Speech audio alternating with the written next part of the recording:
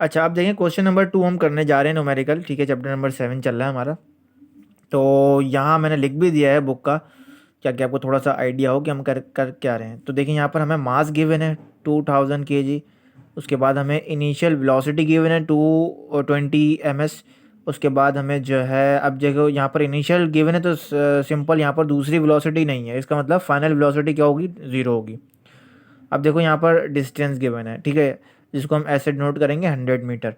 अच्छा, अब हमें मालूम क्या करना है, हमें मालूम करनी है काइनेटिक एनर्जी और फोर्स मालूम करनी है, ठीक है, फ्रिक्शनल फोर्स मालूम करनी है, how large is the average frictional force मालूम करनी है, और ऑल्सो फाइंड काइनेटिक एनर्जी, हमें दो चीज़ें मालूम करनी है। तो जितनी चीज़ें यहाँ पर गिवन है वो डेटा में आ जाती हैं, ठीक है ना। तो डेटा में देखो हम यहाँ पर आ गई हैं, और जो जो मालूम करनी है वो भी आ गया है। अब सबसे पहले काइनेटिक एनर्जी मालूम कर लेते हैं भाई, ठीक है, क्योंकि आसान है ये ना।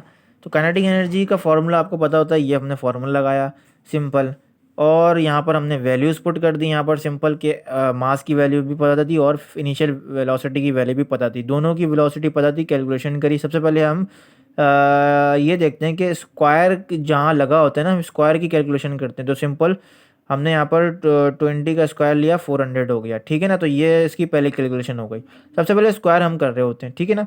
उसके बाद ये सारी चीज़ें करने के बाद काइनेटिक एनर्जी हमारे पास का जो है वो आंसर आ जाता है इधर, ठीक है। अब क्या बचती है, अब फोर्स बचती है, फोर्स मालूम करते हैं भाई।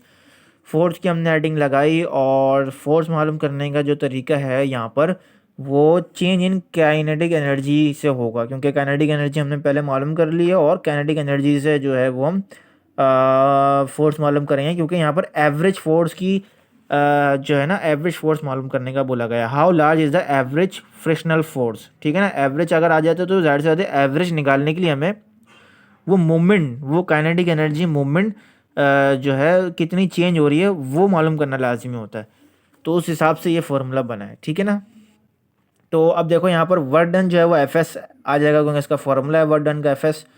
सिंपल चेंज इन के जो है 1/2 mv F square minus 1/2 my square, ठीक है। ये मतलब फाइनल वेलोसिटी और इनिशियल वेलोसिटी दोनों को माइनस जो हम कर रहे होंगे।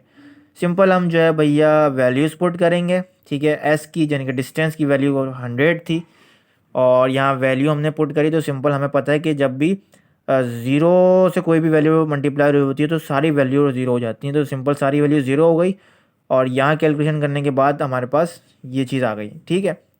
अब ज़ाहिर है कि अब जो है हमने यहाँ पर क्या किया, फॉर 2 1 2 और 2 4 8 हो गया, ठीक है ना। तो ये हमने यहाँ पर कैलकुलेशन कर ली। तो सिंपल 4 एज इट इज़ इधर आ गया माइनस में। और अब क्या करेंगे हम, अब हम जो है इस 100 को यहाँ पर डिवाइड कर देंगे।